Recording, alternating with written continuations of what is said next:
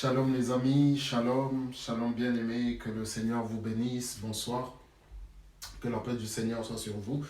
J'espère de tout cœur que vous allez bien par la grâce de Dieu, que votre semaine et que votre journée s'est bien passée. Voilà, en tout cas, j'espère par la grâce de Dieu que tout s'est bien passé pour vous. Nous allons rapidement, bien-aimés, dans notre thème de ce soir, qui est la continuation, qui est la suite de notre thème annuel Dieu veut te faire du bien. Donc Genèse chapitre 32 verset 1 à 13 et Psaume chapitre 142 verset 8. Psaume 142 verset 8 et Genèse chapitre 32 verset 1 à 13. C'est un long texte jusqu'au verset 32, mais on ne va pas lire jusqu'au verset 32.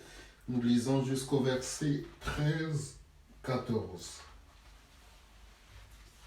La Bible dit ceci, bien-aimé dans le Seigneur. Jacob poursuivit son chemin et des anges de Dieu le rencontrèrent. En les voyant, Jacob dit, c'est le camp de Dieu, et il donna à ce lieu le nom de Mahanaïm. Jacob envoya devant lui des messagers à Ésaü, son frère, au pays de Séhir, dans le territoire d'Édom. Il leur donna cet ordre. Voici ce que vous direz à mon seigneur, Ésaü. Ainsi parle ton serviteur Jacob. J'ai séjourné chez Laban, et j'y suis resté jusqu'à présent. J'ai des bœufs, des ânes, des brebis, des serviteurs et des servantes, et j'envoie l'annoncer à mon Seigneur pour trouver grâce à tes yeux. Les messagers revinrent auprès de Jacob en disant, nous sommes allés vers ton frère Ésaü, et il marche à ta rencontre avec 400 hommes. Jacob fut très effrayé et saisi d'angoisse. Il partagea en deux camps les gens qui étaient... Il partagea en deux camps les gens qui étaient avec lui, les brebis, les bœufs et les chameaux. Et il dit, si Ésaü vient contre l'un des camps et le bat, le camp qui restera pourra se sauver. Jacob dit, Dieu de mon père, Abraham, Dieu de mon père Isaac, Éternel qui m'a dit, retourne dans ton pays et dans ton lieu de naissance, et je te ferai du bien. Je suis trop petit pour toutes les grâces et pour toute la fidélité dont tu as usé.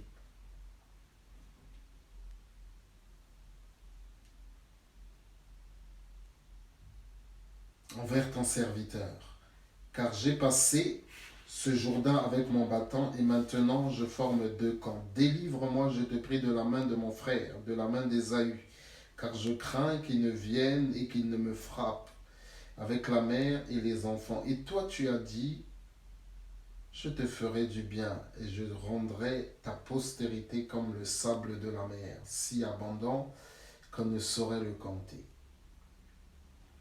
C'est dans ce lieu-là que Jacob passa la nuit.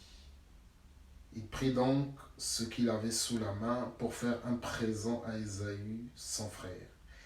200 chèvres et 20 boucs, 200 brebis et 20 béliers, 30 femelles de chameaux avec leurs petits qu'elles allaitaient, 40 vaches et 10 taureaux, 20 ânesses et 10 ânes. Il est remis à ses serviteurs, troupeau par troupeau séparément, et il dit à ses serviteurs, passez devant moi et mettez un intervalle entre chaque troupeau. Il donna cet ordre au premier. Quand Ésaü, mon frère, te rencontrera et te demandera à qui es-tu, où vas-tu et à qui appartient ce troupeau devant toi, tu répondras à ton serviteur Jacob, c'est un présent envoyé à mon Seigneur, Ésaü. Et voici, il vient lui-même derrière nous. Amen. Ok, alors j'avais dit c'est un long texte, j'ai quand même lu jusqu'au verset 17. Jusqu'au verset 18, pardon, excusez-moi, j'ai lu jusqu'au verset 18. Je ne vais pas revenir sur l'histoire de Jacob et d'Ésaü, on en avait déjà parlé un petit peu. Mais ici, nous allons continuer. Alors, en lisant ce texte, nous nous rendons compte d'une chose dont j'avais déjà commencé à parler jeudi dernier. on se rend compte que Jacob est dans une position très inconfortable et il veut comme acheter son frère.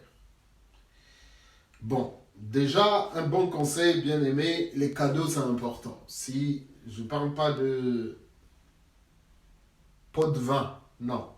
Je ne parle pas de pot de vin. Les cadeaux, c'est important, même lorsque vous ne demandez ou n'attendez absolument rien. Même lorsque vous ne demandez, excusez-moi, même lorsque vous ne demandez ou n'attendez absolument rien, il est important, si vous avez les moyens, de faire des cadeaux. La Bible nous dit que ça ouvre les voies. Donc, ici, bien aimé dans le Seigneur, c'est quand même quelque chose de particulier, comme nous l'avons dit tout à l'heure. Jacob sait que 20 ans n'ont pas effacé la colère de son frère à son égard qui avait pris l'engagement de tuer son petit frère jumeau, Jacob. Donc Ésaü, bien aimé, n'a pas oublié, et Jacob le sait, c'est d'ailleurs ce qui explique sa frayeur et c'est ce qui explique les phrases qui sortent de sa bouche. Il rappelle au Seigneur une chose, bien aimé dans le Seigneur, vous savez, Dieu n'oublie rien. Dieu n'oublie rien. Mais le Seigneur rappelle, Jacob rappelle une chose au Seigneur parce que c'est très important. Je rappelle que Jacob part de chez Laban. Je m'excuse. Parce que le Seigneur le lui a ordonné. Parce que le Seigneur le lui a ordonné à la suite du comportement des enfants de Laban et de leur père à son égard. Le Seigneur dit à Jacob qu'il est temps de rentrer chez lui. Et qu'est-ce que nous voyons, bien aimé dans le Seigneur? J'avais dit ici, cet homme quitte Padam Aram sur l'ordre de l'Éternel. Ce n'est pas, bien aimé dans le Seigneur, une initiative personnelle. Non, ce n'est pas une initiative personnelle, mais c'est une initiative du Seigneur, les amis. C'est une initiative du Seigneur, ce n'est pas une initiative personnelle. Ce qui me fait dire la chose suivante, bien aimé, lorsque le Seigneur veut te faire du bien, ou lorsque le Seigneur choisit de te faire du bien, c'est lui, bien aimé, qui prend l'initiative.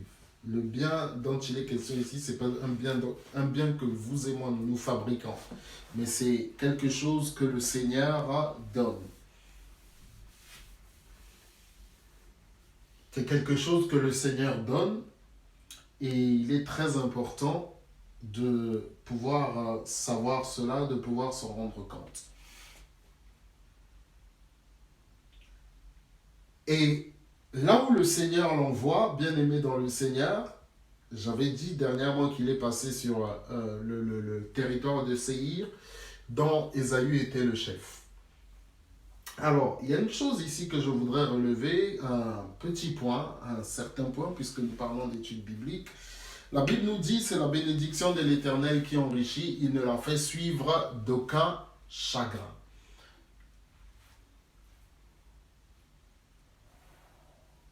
Ce n'est pas contradictoire avec ce que je vais dire tout de suite.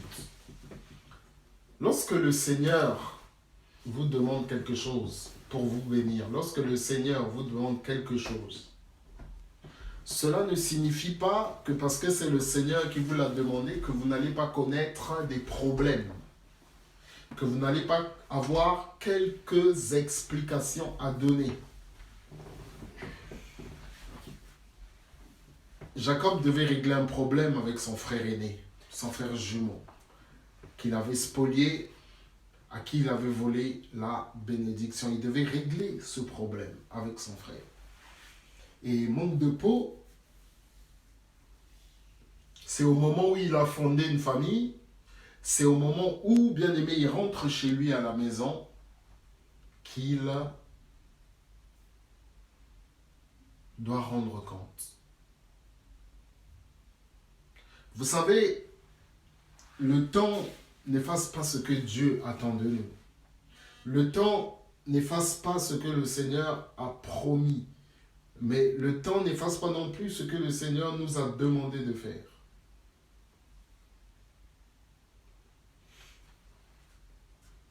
Ou de ne pas faire. Parce que, comme je l'ai répété, et je le répète encore, 20 ans se sont écoulés. Mais Jacob sait que son frère n'a rien oublié.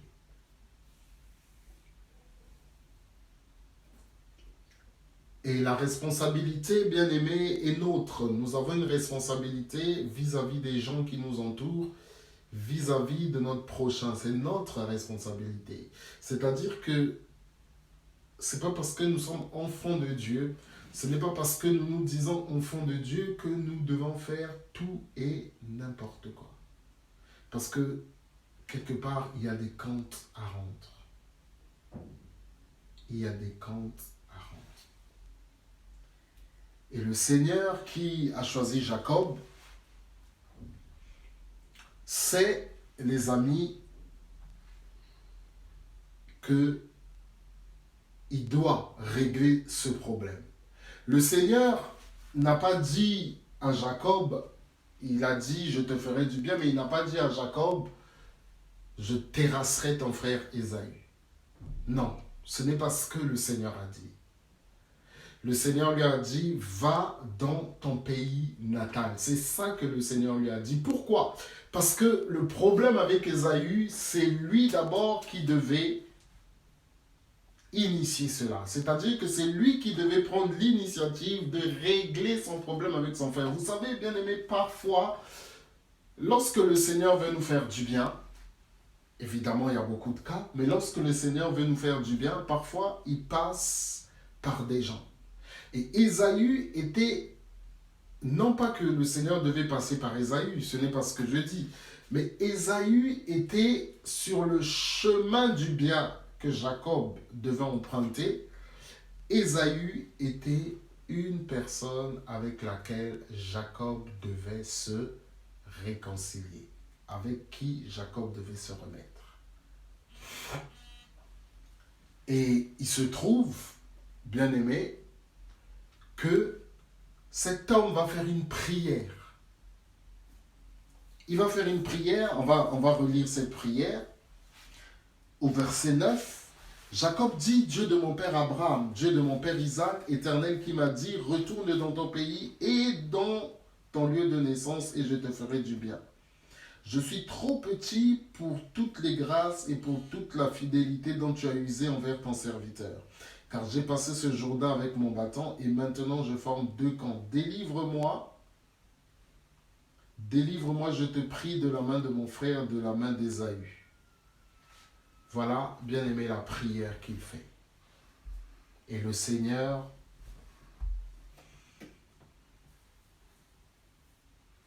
une prochaine fois peut-être nous le lirons. Et le Seigneur, bien aimé, a exaucé donc sa prière. Lui qui est le maître des esprits bien-aimés dans le Seigneur. Je continue ma lecture. Délivre-moi, je te prie, de la main de mon frère, de la main d'Ésaü, car je crains qu'il ne vienne et qu'il ne me frappe avec la mère et les enfants. Et toi, tu as dit, je te ferai du bien, et je rendrai ta postérité comme le sable de la mer, si abondant qu'on ne saurait le compter. Voilà, bien aimé, la prière d'un homme qui sait que tout peut basculer à un moment ou à un autre. Voilà, bien aimé dans le Seigneur, la prière de quelqu'un qui est responsable. Voilà, bien aimé dans le Seigneur, la prière d'un homme qui veut, bien aimé, mettre tout à plat avec le Seigneur. Je ne sais pas quelle prière, mon ami, tu fais. Je ne sais pas quelle prière est-ce que tu donnes au Seigneur. Je ne sais pas. Mais ce que je sais, les amis, c'est que l'Éternel nous connaît. C'est que l'Éternel, bien-aimé, il te connaît. Et là, bien-aimé dans le Seigneur, ça nous montre une chose. Dieu veut nous faire du bien, c'est vrai. Mais parfois, il y a certains problèmes que nous devons arranger. Comme les relations avec notre prochain, ça c'est vraiment important.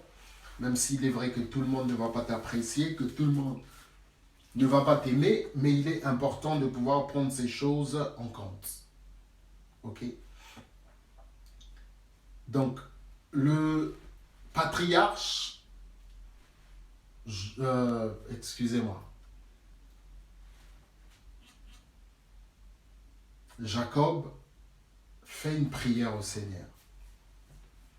Et il lui rappelle toutes ses bontés, mais que toutes ces bontés sont très peu de choses.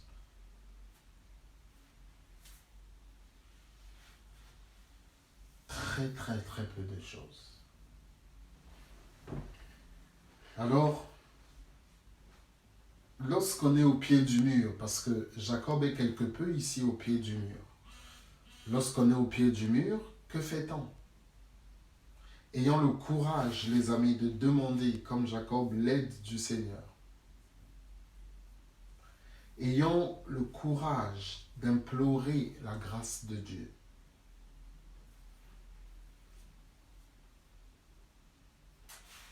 Puisque Jacob avait peur pour sa famille, car je crains qu'il ne vienne et qu'il ne me frappe avec la mère et les enfants.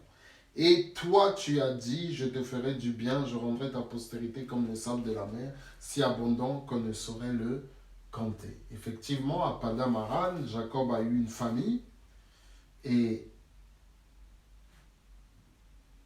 cette famille, il la ramène chez lui à Canaan. Mais il a peur pour sa famille. Il a peur pour sa famille et il demande l'aide du Seigneur. Alors, mon ami, mon frère, je ne sais pas ce que tu vis ici, je ne sais pas ce que tu traverses, mais je sais que tu peux demander l'aide de Dieu avec un cœur simple et sincère. Tu peux implorer la grâce de Dieu, tu peux demander au Seigneur de t'aider, tu peux demander au Seigneur de te soutenir. Alléluia, prions dans le nom de Jésus. Seigneur notre Dieu, notre Père, je te bénis, je te loue, je te remercie pour ta grâce. Merci pour ton soutien, merci Seigneur notre Dieu. Pour ton amour et ta fidélité, nous te sommes infiniment reconnaissants, Père, dans le nom de Jésus. Nous abandonnons entre tes saintes mains. Béni sois-tu, loué sois-tu, Papa, dans le nom de Jésus. Merci, Seigneur, de nous raccompagner. Merci de nous accorder encore ta grâce, Papa. Béni sois-tu, loué sois-tu, Seigneur, dans le nom de Jésus-Christ. À toi seul la gloire, la puissance, l'honneur au siècle des siècles. Amen. Que le Seigneur vous bénisse, les amis, et nous vous disons à la prochaine.